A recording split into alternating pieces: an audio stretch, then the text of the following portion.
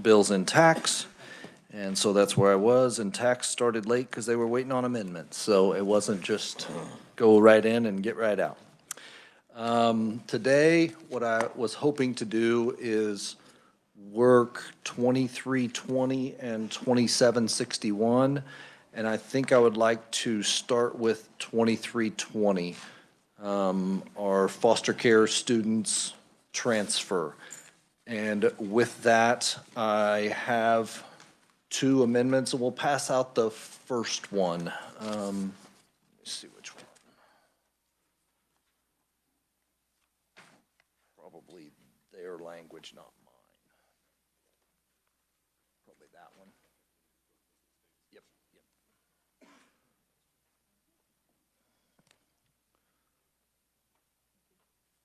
So I'll let you get it, but this language was a suggestion in testimony from the Office of Child Advocate, and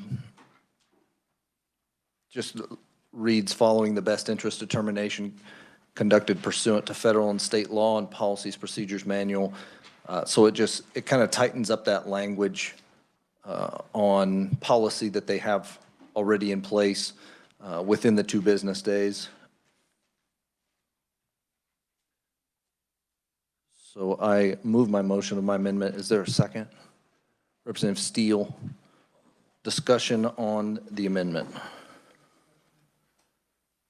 Question, Representative McDonald.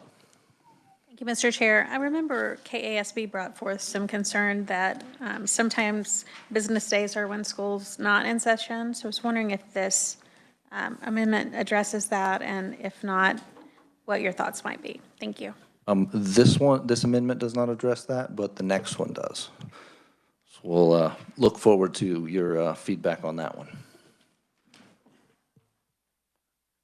Any other questions or discussion on this amendment? Seeing none, all in favor say aye. Aye. All opposed? Motion passes. Second amendment, I'll have Nick pass it out. Second amendment defines, and I was using a term that I was familiar with for the governor's office on when she receives documents. She has a 0 day. And so I was just thinking through the 2 business days could mean you get it Tuesday afternoon, and by end of day Wednesday, you have to have taken action. And that seemed pretty tight. So this creates some calendar language being in unison with the district of when they're open and their administration building, and then still saying 2 business days following the initiation of contact.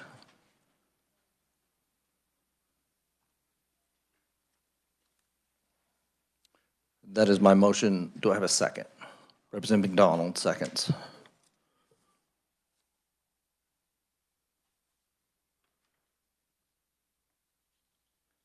So we get a definition of business day. Any discussion? Representative McNorton. Thank you, Mr. Chair. So reading this real briefly and quickly here, if one school district has a different schedule than the other one, this will account for that? Just to make sure as I read it here quickly. I would be opinionating, but I will refer to Nick on that. Revisor Meyer. Yeah, so I think that's kind of the purpose of this definition of business day. So business day is just any Monday through Friday where the school district or school's administrative office is open, but it doesn't include federal, state holidays, any days that school district or school's administrative office is closed, or any day that was canceled due to inclement weather or other circumstances. So I think that's the intent of the amendment, and certainly open to committee discussion for any clarifications. Okay. Thank you. Representative Estes. Thank you. I love the inclusion of the school's administrative office. I think you've come up with a very good solution. Thank you.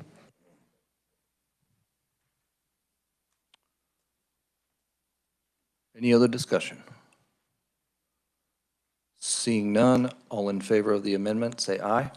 Aye. All opposed? Representative McDonald.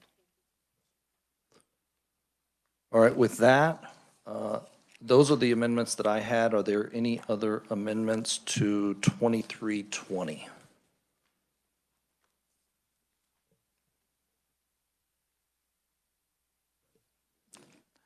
That's right, and I was supposed to do that, so I forgot about the technical. Do you want to pass it out, or, yeah, we can pass out the technical, we just have one more.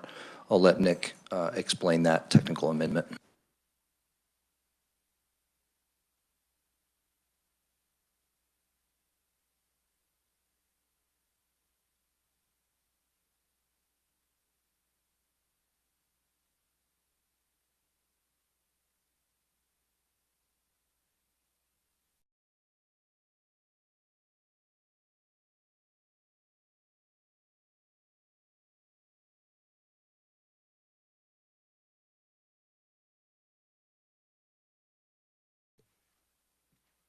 Okay, we good?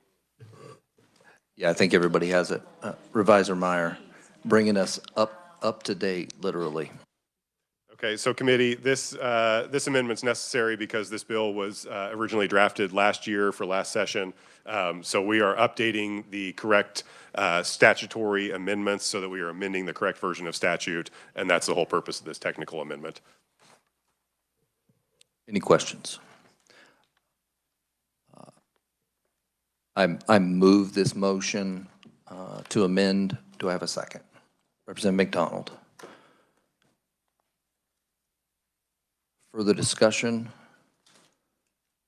Seeing none, all in favor, say aye. Aye. All opposed? Amendment carries.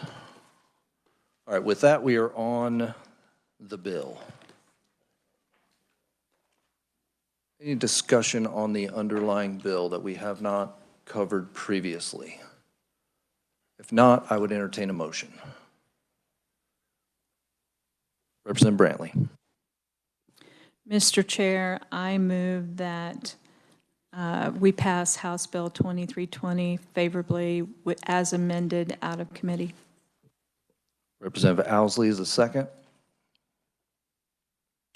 All in favor, say aye. Aye. All opposed? The bill is adopted and passed out of committee. Thank you, committee. Moving on to our other item of business, before we have to go back to the floor here in a little bit. 2761, and with this, I wanted to find, Nick, I think on this one, the only one from me is I wanted to do the technical amendment first. So we'll pass out the technical amendment, and then we have two more that I know of.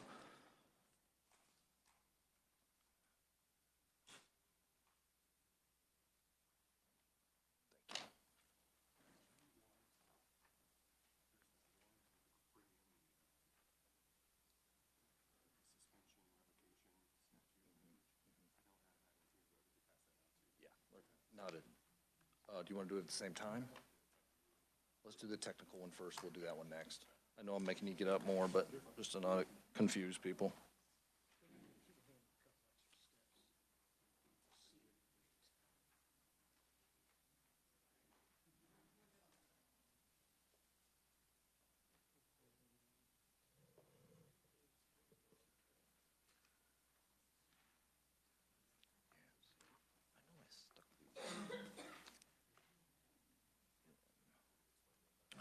Yeah, Revisor Meyer is going to explain this technical amendment.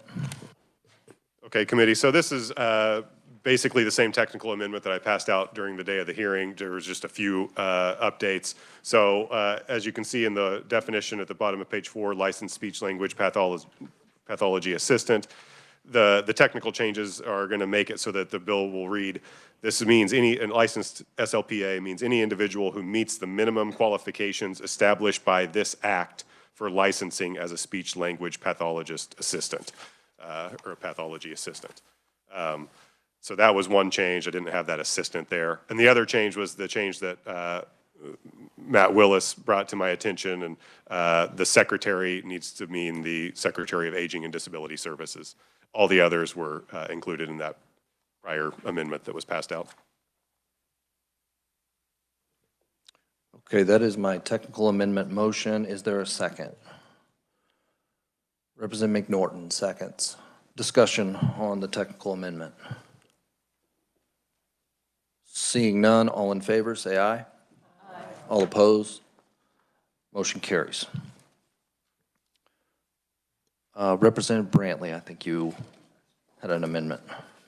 Thank you, Mr. Chair. I have an amendment on page 6, line 22. And this one is printed as well. We'll get the committee a copy, but if you want to explain it as best you want to.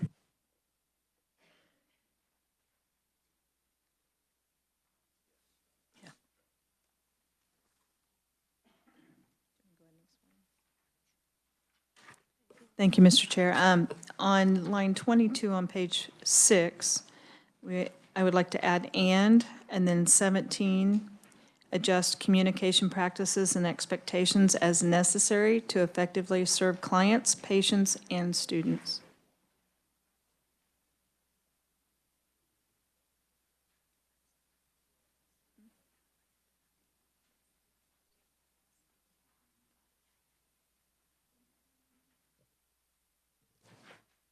You've heard the motion. Is there a second? Representative Steele, seconds. Discussion on the motion. And I'll remind the committee that this was language inside of written testimony that was requested to amend, basically broadening the scope of adjusting language when SLPAs are working with students, clients, and families, and others.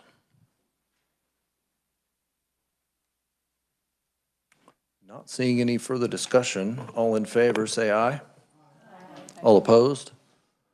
Motion carries. Representative Steele. Mr. Chair, I have an amendment for page 4. And this would be for between lines 11 and 12. This amendment would strike on page 4.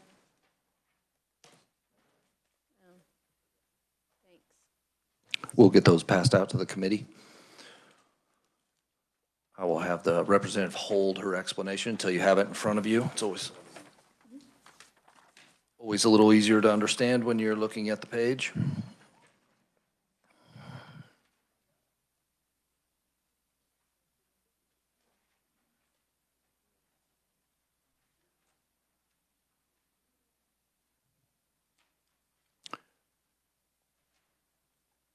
And thank you, as always, to Nick and Matthew and Jennifer and our support staff. Really appreciate all your work. You help us immensely.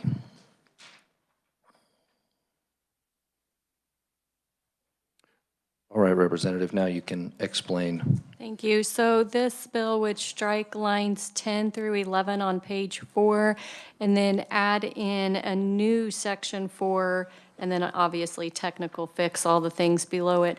But when we had a hearing on this, there was concern potentially around the secretary being able to deny, revoke, or suspend licensing. And so this amendment kind of fixes those concerns. So that way those that are found to be neglectful of their licensing can be removed and revoked. Nick, is there anything else you would like to add? Because this is mirroring another statute, and I just wanted to give you an opportunity to kind of clarify where that's coming from and why inserting it here makes some sense. Certainly, Mr. Chairman. So, committee, the lines that Representative Steele mentioned that are being stricken, those lines 9 through 11, that was specifying that licenses can be revoked, suspended, or limited by the secretary for purposes, for the reasons specified in a specific statute. And if you recall, when I was briefing the bill, I had concerns that statute that it was referencing is specific to speech language pathologists and audiologists. So there was some language in there that might not be applicable to assistants. So by bringing this language in, it's directly from what that statute said, and then updating, and you can see in that subsection G at the bottom, it specifically refers to speech-language pathology assistants. So if they have been convicted of a crime that has a direct bearing on whether they should be entrusted to serve the public as an assistant, this can apply to allow the secretary to limit their license. And in addition, in subsection F, another concern was for violating provisions of this act. Well, under that other statute, that was for speech-language pathology and audiologists. This will now bring for violations of this particular act with regard to assistance. So it just covers the bases in a better fashion. All right, before we get to discussion, you've heard the motion. Is there a second? Representative McDonald. Discussion. Representative McDonald. I really appreciate this amendment. I think it's excellent. Any other discussion? Seeing none, all in favor say aye. All opposed? Motion carries. That is all the amendments to 2761 that I know of. Seeing none other discussion on the bill as amended. Representative McDonald. Thank you, Mr. Chair. In my notes, I wrote down that I had concerns about how they don't have to have background checks and fingerprinting. And it was brought up that the speech-language pathologists don't either, and that there was a bill somewhere. So I don't know if that bill has ever had a hearing or if it could be something that could eventually be incorporated into this, but that's still a concern that I have. Thank you. Thank you for that, Representative. I actually share that concern as well. From what I know, that's a Senate bill. I don't know where it's at in the process, but it is a very interesting topic. Even some of the things that we heard in here in a presentation around background checks. So I think it's definitely something that we should look into. And I wish it could be a little bit more global in nature and cover a lot of things rather than just, add it just to here. So I appreciate the comment and maybe holding off a possible amendment in this case and waiting for something a little bit more global. With that, seeing no other discussion, I would entertain Representative Estes. I'm sorry. I've really been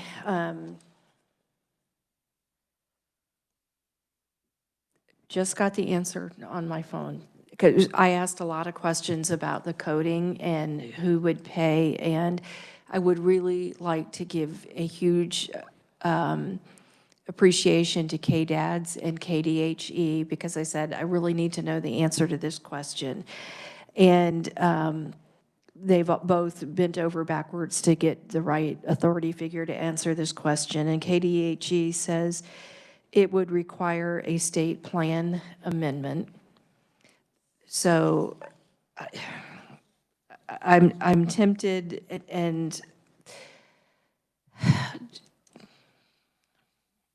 tempted to do a conceptual amendment, say pending acceptance of their state plan. But I think I'm going to hold off because I think we could amend that on the floor when we have that concept further fleshed out.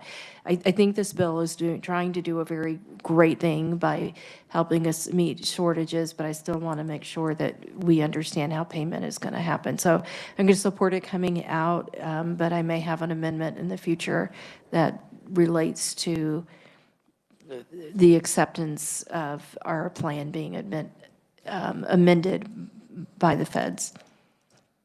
I appreciate that. I would definitely consider that a friendly amendment, but that communication with some of the parties involved and like you said, let's get it right. Take the time. So let's look at that on the floor if possible.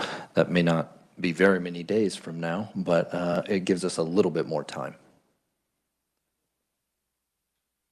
Any other discussion on 2761? If not, I would entertain a motion. Representative Brantley. Thank you, Mr. Chair. I move that House Bill 2761 as amended is passed out of committee favorably. You've heard the motion. All in favor, say, oh, a second, sorry. We need a second. Representative Schmoy, seconded. With that, you've heard the motion. All in favor, say aye. All opposed? All right, motion carries. Bill is moved out of committee. And with that, committee, that's all I had for today. Unless there's anything else for the good of the committee.